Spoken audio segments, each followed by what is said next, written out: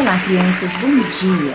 Hoje nós estaremos estudando o capítulo 8, o Espiritismo do Brasil e no Mundo. Vocês sabiam que todos nós temos um compromisso com o nosso país e com o nosso planeta? Como vocês sabem, o Espiritismo começou na França e depois veio para o Brasil e atualmente ele está indo para todas as direções do planeta. Isso tudo sob a direção espiritual de Jesus. Vamos saber mais um pouquinho sobre isso? Acontece no plano espiritual algumas reuniões. E em algumas dessas reuniões Jesus participa. Lá em meados do século XIV, Jesus desejou realizar uma dessas suas visitas periódicas à Terra. E juntamente com vários espíritos superiores, ele se aproximou do nosso planeta e, quando ele estava observando o nosso planeta, ele percebeu que ainda tinham muitas veredas escurecidas. Existiam ainda lama da impenitência e o orgulho estava ainda no coração da humanidade, repleta de espinhos de ingratidão e de egoísmo. Nesse momento, estava ali naquela plateia, naquele grupo de espíritos, um espírito por nome Eliu. Ele, então, espírito superior, se aproxima de Jesus e fala para que Jesus, sugere para que Jesus vá até as terras da América. Jesus, então, aceita essa sugestão e se aproxima das Américas. Ele olha e vê aquela terra linda, maravilhosa, com aquela mata ainda virgem, com somente os povos que ali habitavam. Ele, então, naquele momento, com as mãos erguidas ao alto, como se pedindo a bênção de Deus nosso Pai, resolve então, decide que ele iria transplantar a árvore do evangelho dele para aquele lugar. E ele fala assim: para esta terra maravilhosa e bendita será transplantada a árvore do meu evangelho de piedade e de amor. No seu solo dadivoso e fertilíssimo, todos os povos da terra aprenderão a lei da fraternidade universal. E foi então, crianças, neste momento, que Jesus decidiu transplantar para o Brasil a árvore do seu evangelho. Passado um tempo, Eliu, vinculado a todo aquele grupo de organização, participa então da organização para o descobrimento do Brasil. Em 1394, Eliu reencarna para dar uma renovação nas energias portuguesas. Mais alguns anos acontecem e passam, e em 7 de março de 1500, Pedro Álvares Cabral, que depois viria, algum tempo depois, descobrir as terras brasileiras, ele começa a ter sonhos sobrenaturais. E eram caravelas. As caravelas inquietantes estavam ali cedendo ao impulso de uma orientação imperceptível. Foi uma festa no mundo espiritual. E desta forma, chegam então, muito antes do Tratado de Tordesilhas, foi para o Brasil, que estavam ali confraternizando os povos da terra, onde seria modelada e imortalizada o Evangelho de Jesus. Todos os espíritos edificados nas lições sublimes do Senhor se reuniram logo após o descobrimento da terra brasileira e celebravam no infinito esse acontecimento. Então, numa dessas reuniões, acontece que estava ali vários espíritos superiores. Jesus, então, olha no meio de todos aqueles espíritos e ele vê Ismael. Jesus fala assim: Ismael, manda o meu coração que de doravante sejas o zelador dos patrimônios imortais que constituem a terra do Evangelho. Recebe-a nos teus braços de trabalhador devotado da minha seara, como recebi no meu coração. Ismael fica emocionadíssimo, crianças, e banhado em lágrimas de reconhecimento, ao receber das mãos de Jesus tal incumbência de ser o anjo protetor do Brasil. Ele então, vinculado por uma vontade secreta, surge uma bandeira branquinha, branquinha. E no meio desta bandeira surgem 3 palavras: Deus, Cristo e caridade. Esses são o lema do nosso país. O emissário de Jesus, então, desce à terra, onde irá estabelecer a sua oficina. Depois do desencarne de Allan Kardec, crianças, em 1869, estava se aproximando a Primeira Grande Guerra Mundial. O Espiritismo é transplantado para o Brasil.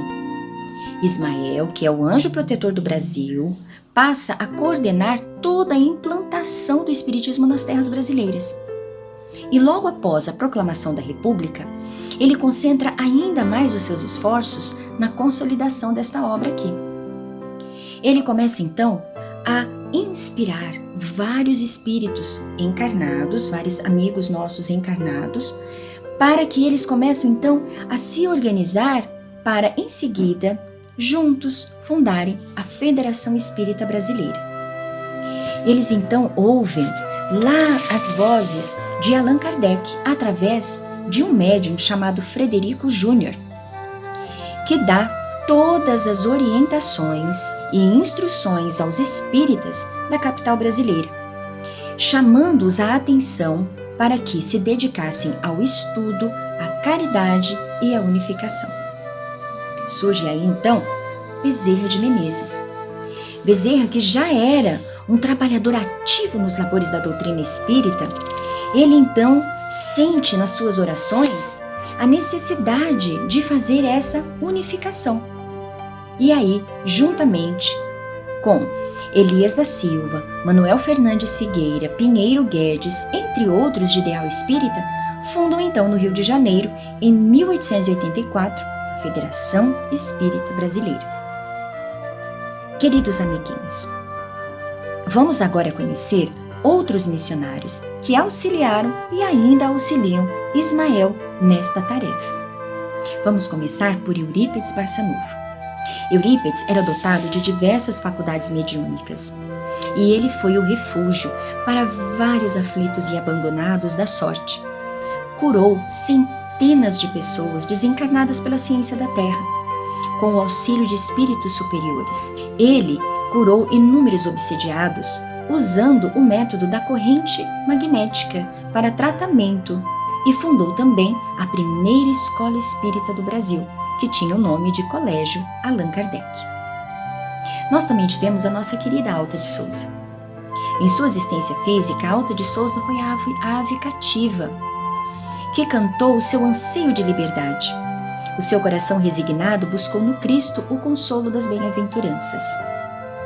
E agora, no além-túmulo, ela é o pássaro liberto e feliz. Ela é também o espírito protetor das campanhas de fraternidade Alta de Souza. Em seguida, nós temos Chico Xavier. Francisco Cândido Xavier foi o mais consagrado médium deste século. Ele partiu do nosso plano físico aos 92 anos de idade, dos quais 75 anos foram dedicados aos labores mediúnicos ininterruptamente. Ele psicografou vários números, vários livros, totalizando 412 títulos. Nós temos também o nosso querido ninfo de Paula Correia. Ele foi o fundador da campanha de fraternidade Alta de Souza em 1953. A finalidade principal da campanha é a divulgação da doutrina espírita aos lares de porta em porta, através da difusão de mensagens dos espíritos reconhecidamente como evangelizadores, e assim também arrecadar donativos para as famílias em necessidade. Ele também fundou em 1957 a Concafras, que é a confraternização das campanhas de fraternidade Alta de Souza e Promoção Social Espírita, que ocorre nos dias do Carnaval e reúne pessoas do Brasil inteiro.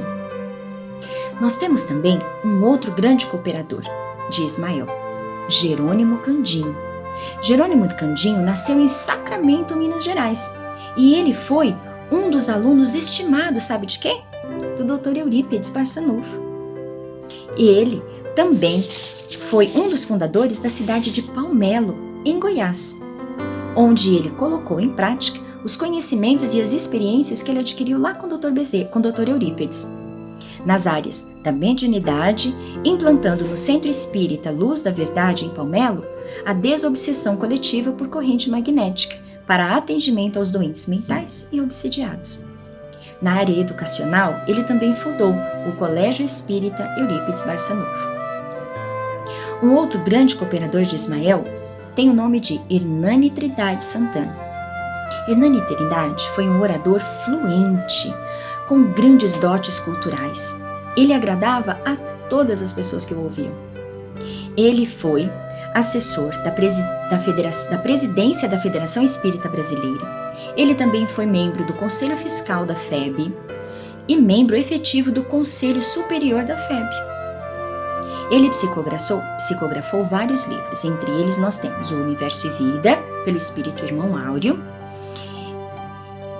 O Correio entre Dois Mundos, Amar e Servir, Notações de Aprendiz e também Razão e Fé e Em Busca da Verdade.